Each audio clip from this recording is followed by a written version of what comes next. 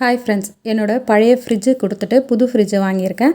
அதை பற்றி தான் நம்ம பார்க்க போகிறோம். இந்த ஃப்ரிட்ஜு பார்த்திங்கன்னா எல்ஜி பிராண்டோடது 190 லிட்டர்ஸ் கெப்பாசிட்டி இருக்குது. கிட்டத்தட்ட 12 வருஷமாக இந்த ஃப்ரிட்ஜை வந்து நான் யூஸ் பண்ணின்னு இருக்கேன். இந்த ஃப்ரிட்ஜ் பார்த்திங்கன்னா நல்ல ஒர்க்கிங் கண்டிஷனில் இருக்குது. ஒரே ஒரு ப்ராப்ளம் என்னென்னா, மேலே ஃப்ரீசரில் பார்த்திங்கன்னா நல்ல ஐஸ் ஃபார்ம் ஆகிடும். டீஃப்ராஸ்ட் அழுத்தினாலுமே பார்த்திங்கன்னா இந்த ஐஸ் வந்து ரிமூவ் ஆகாது. இதனாலேயே பார்த்தீங்கன்னா கடந்த 6 மந்த்ஸாக நான் வந்து ஃப்ரீசரே யூஸ் பண்ணுறதே விட்டுட்டேன். பழைய ஃப்ரிட்ஜை கொடுக்கறதுக்கு ஹஸ்பண்டுக்கு பார்த்தீங்கன்னா கொஞ்சம் கூட விருப்பமே இல்லை. ஒரு வழியாக கன்வின்ஸ் பண்ணி ஷோரூம் கூட்டின்னு போயிட்டேன். ஃபஸ்ட்டு நாங்கள் போன இடம் பார்த்திங்கன்னா சத்யாவுக்கு தான் போயிருந்தோம். இந்த சத்யா ஷோரூமில் பார்த்திங்கன்னா ஃபஸ்ட்டு ஃப்ளோர் ஃபுல்லாகவே வந்து ஃப்ரிட்ஜு மட்டும்தான் வச்சுருக்காங்க. நிறைய பிராண்டு வச்சுருக்காங்க. அதில் நாங்கள் வந்து எல்ஜி, சாம்சங் இந்த 2 பிராண்டை மட்டும்தான் பார்க்கணுன்னு சொல்லிட்டு போயிருந்தோம். அது கூடவே பார்த்திங்கன்னா அதோட கெப்பாசிட்டி மேக்ஸிமம் கெப்பாசிட்டி இருக்கிற ஃப்ரிட்ஜை வாங்கணும்னு சொல்லிட்டு பார்த்துன்னு இருந்தோம். சாம்சங் பிராண்டு மேட் ஃபினிஷில் இருக்கிற ஃப்ரிட்ஜை வந்து 301 லிட்டர் கெப்பாசிட்டி. அவங்களோட ப்ரைஸ் பார்த்திங்கன்னா 43,000ன்னு சொல்லிட்டு இருந்தாங்க.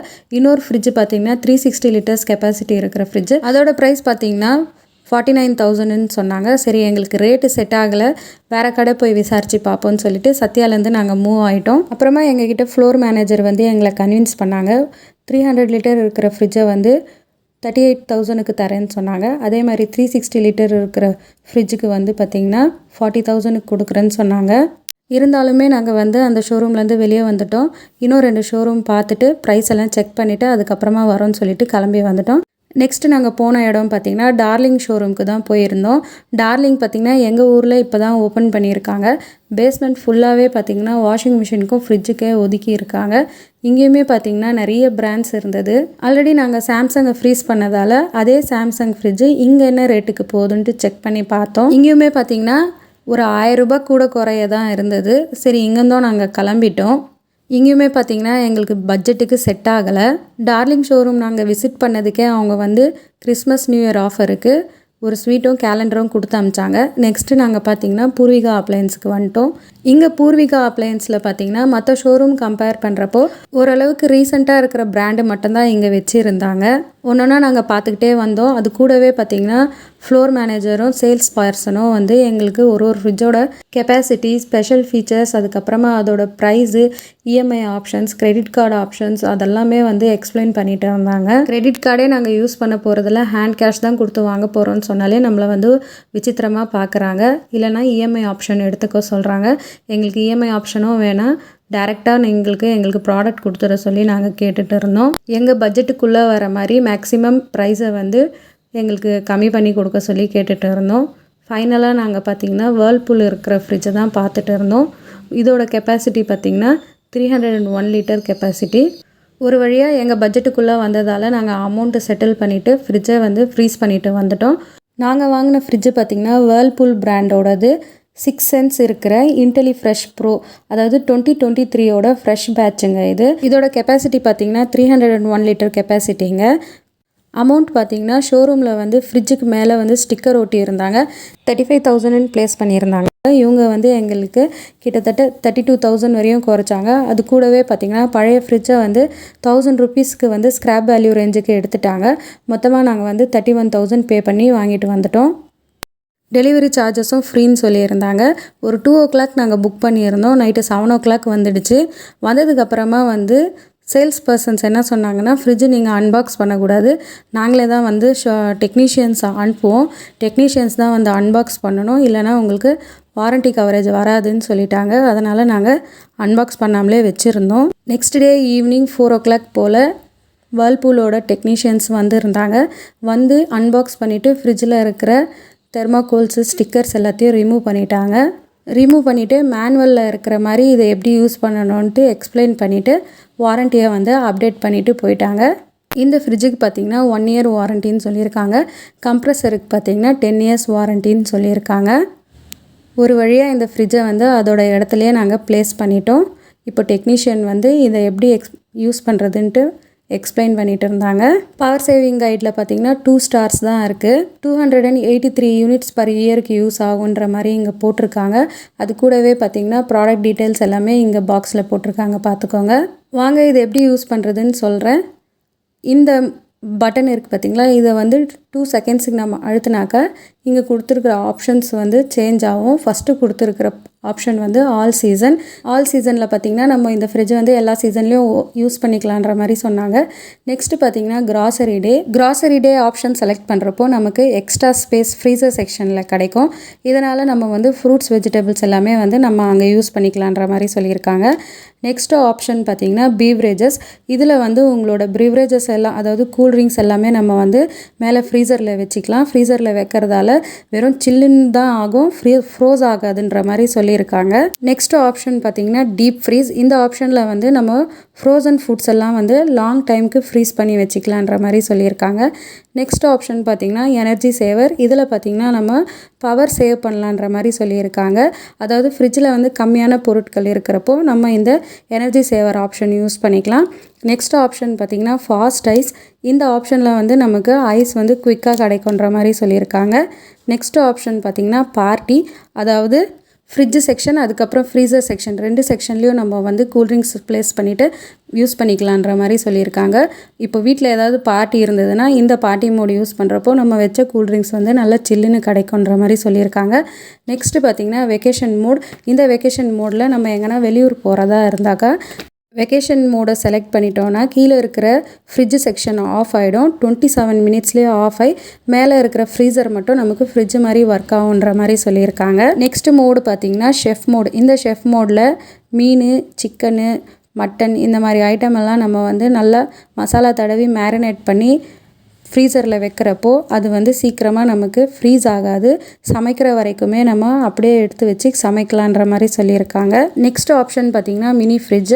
இந்த மினி ஃப்ரிட்ஜ் ஆப்ஷனில் கீழே இருக்கிற ஃப்ரிட்ஜ் வந்து ஆட்டோமேட்டிக்காக ஆஃப் ஆகிட்டு மேலே இருக்கிற ஃப்ரீசர் செக்ஷன் வந்து ஃப்ரிட்ஜ் மாதிரி ரன் ஆகுன்ற மாதிரி சொல்லியிருக்காங்க. இங்கே கொடுத்துருக்கிற ஃபங்க்ஷன்ஸில் பார்ட்டியும் பிரிவரேஜஸும் சேமாக தான் இருக்குது. அதே மாதிரி வெக்கேஷனும் மினி ஃப்ரிட்ஜும் சேமாக தான் இருக்குது. நெக்ஸ்ட்டு இங்கே டெம்பரேச்சர் செட்டப்ஸ் எல்லாம் கொடுத்துருக்காங்க. லோ, மீடியம், ஹைன்னு சொல்லிட்டு நம்ம சீசனுக்கு ஏற்ற மாதிரி நம்ம வந்து சேஞ்ச் பண்ணிக்கலாம். ஃப்ரிட்ஜு வாங்கணும்னு முடிவு பண்ணிவிட்டு ஷோரூம் போகிறதுக்கு முன்னாடியே பார்த்திங்கன்னா என்னோடய ஹஸ்பண்ட் வந்து சாம்சங் இல்லைனா எல்ஜி பிராண்டு தான் வாங்கணுன்ட்டு சொல்லிட்டு போனார். ஆனால் நாங்கள் வாங்கின்னு வந்தது பார்த்திங்கன்னா வேர்ல்பூல் தான். ஏன்னா அந்தளவுக்கு அங்கே இருக்கிற பர்சன்ஸ் வந்து எங்களை ப்ரொமோட் பண்ணி கேன்வாஸ் பண்ணி வாங்க வச்சாங்க. நாங்கள் ஏன் சாம்சங் பிராண்ட் எடுக்கலன்னு பார்த்திங்கன்னா கொஞ்சம் எங்களோட பட்ஜெட்டுக்கு வெளியே இருந்தது. அதோடவே பார்த்திங்கன்னா டோரில் கொடுத்துருக்குற ரேக்ஸ் எல்லாமே பார்த்திங்கன்னா கொஞ்சம் என்ன சொல்கிறது, கொஞ்சம் வந்து மெட்டீரியல் கொஞ்சம் நல்லா இல்லாத மாதிரி ஃபீல் ஆச்சு. ஆனால் இந்த வேர்ல்பூல் பிராண்டில் பார்த்திங்கன்னா என்னோடய பழைய ஃப்ரிட்ஜில் எப்படி இருந்ததோ அதே மாதிரி தான் இருந்தது மெட்டீரியல். அதனால் சரி நம்ம வேர்ல்பூலுக்கே போயிடலாம் அப்படின்னு சொல்லிட்டு நாங்கள் வேர்ல்பூல் பிராண்டே எடுத்துகிட்டு வந்துட்டோம். அதே மாதிரி பார்த்திங்கன்னா ஸ்பேஸுமே வந்து நல்லா ஸ்பேஷியஸாக கொடுத்துருந்தாங்க. அந்த ஆப்ஷன் இந்த ஆப்ஷனுன்னு சொல்லிட்டு இங்கே எதுவுமே வந்து கவர் பண்ணல. இந்த ஃப்ரிட்ஜிலே எனக்கு ரொம்ப பிடிச்சது பார்த்திங்கன்னா இந்த வெஜிடபிள் பேஸ்கெட் தான். ரொம்ப பெருசாக இருந்தது. அதில் வந்து மாய்ஸ்சர் கண்ட்ரோல் ஆப்ஷன் கொடுத்துருக்காங்க. இந்த மாய்ஸ்சர் கண்ட்ரோல்னால் நம்மளோட வெஜிடபிள்ஸ் வந்து ரொம்ப நாளைக்கு நல்லா இருக்குன்ற மாதிரி சொல்லியிருக்காங்க. இதில் வந்து 2 ஆப்ஷன்ஸ் கொடுத்துருக்காங்க.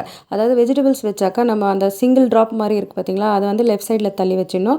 ஃப்ரூட்ஸும் வெஜிடபிள்ஸும் ஒன்றா வைக்கிறதா இருந்தால் ரைட் சைடில் வைக்கணும்னு சொல்லியிருக்காங்க. அதுக்குள்ளே பார்த்திங்கன்னா இந்த மாதிரி ஒரு அட்டாச்மெண்ட் கொடுத்துருக்காங்க. இந்த அட்டாச்மெண்ட் பேர் வந்து ஃப்ரெஷ்னைசர். இதால் வந்து பார்த்திங்கன்னா நம்மளோட காய்கறிகள் 10லேருந்து 12 நாள் வரைக்கும் ஃப்ரெஷ்ஷாக நல்லா இருக்கும்னு சொல்லியிருக்காங்க. அதே மாதிரி இங்கே பார்த்திங்கன்னா ஃப்ரெஷ் ஃப்ளோன்ற மாதிரி ஒரு பட்டன்ஸ் கொடுத்துருக்காங்க. அதே மாதிரி கீழே வந்து ஆக்டிவ் டியோன்னு சொல்லிட்டு இங்கே ஒரு கம்பார்ட்மெண்ட் கொடுத்துருக்காங்க. இதால் நம்ம வைக்கிற ஃபுட்லேருந்து வர ஸ்மெல்ஸ் எல்லாமே வந்து அப்சர்வ் பண்ணிவிட்டு வச்சுருக்கிற பொருள் எல்லாமே நல்லா ஃப்ரெஷ்ஷாக இருக்குன்ற மாதிரி சொல்லியிருக்காங்க.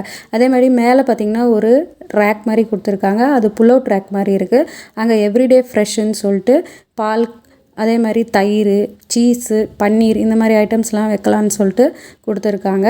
நெக்ஸ்ட்டு இங்கே டோரில் பார்த்திங்கன்னா முட்டை ரேக்கு கொடுத்துருக்காங்க. கிட்டத்தட்ட 8 முட்டை வைக்கிற மாதிரி கொடுத்துருக்காங்க. இங்கே நான் ஆல்ரெடி சொன்ன மாதிரியே பாருங்கள் மெட்டீரியல் நல்லா ஹார்டாக இருக்குது. ஸோ சந்தைக்கு போய் காய்கறி வாங்கிட்டு வந்தாச்சு. கிட்டத்தட்ட 10 நாளுக்கு யூஸ் பண்ணுற மாதிரி வாங்கிட்டு வந்துட்டேன். இப்போ இது எல்லாத்தையும் அரேஞ்ச் பண்ணி நம்ம ஃப்ரிட்ஜில் வச்சிடலாம். நாங்கள் இருக்கிற இடத்துல வியாழக்கிழமையில தான் சந்தை போடுவாங்க. என்கிட்ட பார்த்திங்கன்னா பெருசாக ஆர்கனைசர்ஸ் எல்லாம் எதுவுமே இல்லை. நான் டேட்ஸுக்கு வாங்குகிற பாக்ஸில் தான் வந்து கருவேப்பிலை, கொத்தமல்லி, புதினா, பச்சை மிளகா எல்லாமே போட்டு எடுத்து வச்சிருவேன். அவ்வளோதான். இப்போ எல்லாமே அரேஞ்ச் பண்ணி ஆயிடுச்சு. இப்போ வாங்க நம்ம ஃப்ரிட்ஜில் ப்ளேஸ் பண்ணிடலாம். நம்ம பெரும்பாலுமே பார்த்திங்கன்னா காய்கறி, பழம், பால், அதுக்கப்புறமா மாவு, இந்த 4 பொருட்களை தான் நம்ம வந்து ரெகுலராக ஃப்ரிட்ஜில் யூஸ் பண்ணுவோம். சின்ன ஃப்ரிட்ஜ் இருக்கிறதால வந்து எனக்கு வைக்கிறதுக்கு ரொம்ப கஷ்டமாக இருந்தது. காய்கறி வச்சா மாவு வைக்க முடியாது, மாவு வச்சாக்கா காய்கறி வைக்க முடியாது, அந்த மாதிரி தான் இருந்தது. இப்போ இந்த ஃப்ரிட்ஜு வாங்கினதால எனக்கு கொஞ்சம் ஸ்பேஸ் நிறையவே இருக்குது. பழைய ஃப்ரிட்ஜு வந்து கொடுக்கறதுக்கு ஹஸ்பண்டுக்கு கொஞ்சம் கூட மனசே இல்லை. அதில் ஃப்ரீசர் மட்டும்தான் ஒர்க் ஆகலை, மற்றபடி எல்லாமே நல்லா தான் இருந்தது. இருந்தாலுமே வந்து எனக்கு ஸ்பேஸ் வைக்கிறதுக்கு கொஞ்சம் கஷ்டமாக இருக்குன்றதால ஃப்ரிட்ஜு சேஞ்ச் பண்ணோன்ட்டு கிட்டத்தட்ட 1 இயராக நான் சொல்லிகிட்டே இருந்தேன். கடைசியாக இப்போ தான் அந்த ஃப்ரிட்ஜு மாற்றுற மாதிரி எனக்கு ஒரு சுச்சுவேஷன் அமைஞ்சதால் வாங்கிட்டேன். பாருங்கள், எனக்கு தேவையான பொருட்கள் எல்லாமே வச்சுட்டேன். நல்ல ஸ்பேஷியஸாக இருக்குது. இப்போது இதில் வந்து மாவு மட்டும்தான் வைக்கலை. அடுத்த நாள் நான் வந்து மாவும் அரைச்சி இதில் வச்சு பார்த்தேன். எல்லா பொருட்களும் நான் நினச்ச மாதிரியே என்னால் வச்சு யூஸ் பண்ண முடியுது. கம்ப்ளீட்டாகவே சாட்டிஸ்ஃபைட் ஆகிடுச்சு எனக்கு. இங்கே சைடில் கொடுத்துருக்கிற ரேக்ஸ் எல்லாமே கூட எனக்கு நல்லா இருந்தது. நல்லா என்ன சொல்கிறது, ரொம்ப ஸ்ட்ராங்காக நல்லா இருந்தது. மற்ற ஃப்ரிட்ஜு கம்பேர் பண்ணுறப்போ இந்த ஃப்ரிட்ஜில் கொடுத்துருக்கிற ரேக்ஸு இருக்கட்டும், கீழே கிளாஸ் அந்த டஃபான் கிளாஸில் பண்ணியிருக்காங்க, அந்த கிளாஸுமே இருக்கட்டும், நல்லா ஸ்ட்ராங்காக இருந்தது. கீழே இருக்கிற ரேக் வந்து வாட்டர் பாட்டில்ஸ் வைக்கிறதுக்கு நான் ஐஸ் வாட்டர் யூஸ் பண்ணுறதில்ல, அதனால் நான் அங்கே வைக்கலை. ஃப்ரீசர் செக்ஷனில் பார்த்திங்கன்னா ட்ரை ஃப்ரூட்ஸ் அந்த மாதிரி மெட்டீரியல்ஸ் தான் வச்சுருக்கேன். இந்த ஐஸ் ரேக் பார்த்திங்கன்னா மூவபிள் தான். நம்ம தேவைன்னா ஃப்ரிட்ஜில் யூஸ் பண்ணிக்கலாம், தேவையில்லைன்னா எடுத்து வெளியே கூட வச்சுக்கலாம். நம்மளோட யூசேஜ் பொறுத்து தான். இப்போதைக்கு இதுக்கு யூசேஜ் இல்லை, அதனால் நான் இதை எடுத்து வெளியே வச்சிட போகிறேன். இந்த பாக்ஸில் பார்த்திங்கன்னா நான் யூஸ் பண்ண பொருட்கள்லாம், ஓப்பன் பண்ணி வச்சுருந்த பொருட்கள்லாம் எடுத்து வச்சுருக்கேன். ரவை பேக்கெட்டு, இதில் வண்டு வச்சிரும், அதனால் ரவை எடுத்து வச்சுருக்கேன். வேர்க்கடலை, அதுக்கப்புறமா உடச்ச கடலை, கொஞ்சமாக முந்திரி திராட்சை, இதெல்லாம் எடுத்து வச்சுருக்கேன். ஸோ இது எல்லாமே பார்த்திங்கன்னா சீக்கிரமாக எறும்பு எல்லாம் ஏறிடும், அதனால் இப்போ எடுத்து ஃப்ரீசரில் அரேஞ்ச் பண்ணி வச்சுருக்கேன். கிராசரி டே பட்டனை யூஸ் பண்ணி நம்ம எல்லா மளிகை பொருட்களும் இதில் மேக்ஸிமம் வச்சு யூஸ் பண்ண முடியும். இப்போதைக்கு நான் வந்து இது மட்டும்தான் வச்சுருக்கேன். நெக்ஸ்ட்டு சைடில் பார்த்திங்கன்னா பட்டர் பேக்கெட் எடுத்து வச்சுருக்கேன். அது கூடவே பார்த்திங்கன்னா எசன்ஸ் பாட்டில்ஸ் எல்லாமே எடுத்து வச்சுருக்கேன். அதே மாதிரி ட்ரை ஃப்ரூட்ஸு, டேட்ஸு எல்லாமே வச்சுருக்கேன். அவ்வளோதாங்க, மொத்த ஃப்ரிட்ஜோட யூசேஜை நான் இங்கே காமிச்சிருக்கேன். கண்டிப்பாக இந்த வீடியோ உங்களுக்கு பிடிச்சிருக்குன்னு நினைக்கிறேன். ஃப்ரிட்ஜு மாற்றணுன்னு நினைக்கிறவங்களுக்கு கண்டிப்பாக இந்த ஃப்ரிட்ஜ் வந்து யூஸ்ஃபுல்லாக இருக்கும். இங்கே பார்த்திங்கன்னா ஒரு இம்பார்ட்டன்ட் நோட்டுன்னு கொடுத்துருக்காங்க. ஃப்ரிட்ஜோட சைட் டோரு, அப்புறமா முன்பக்கமாக இருக்கிற டோர் எல்லாமே வந்து கொஞ்சம் வார்மாக இருக்கும். இது வந்து கண்டென்சேஷன் ப்ராசஸ்க்காக மட்டும்தான், பயப்பட தேவையில்லைன்ற மாதிரி போட்டிருக்காங்க. நெக்ஸ்ட்டு ஒயருமே பார்த்திங்கன்னா நல்லா லாங்காக எக்ஸ்டென்ஷனாக கொடுத்துருக்காங்க.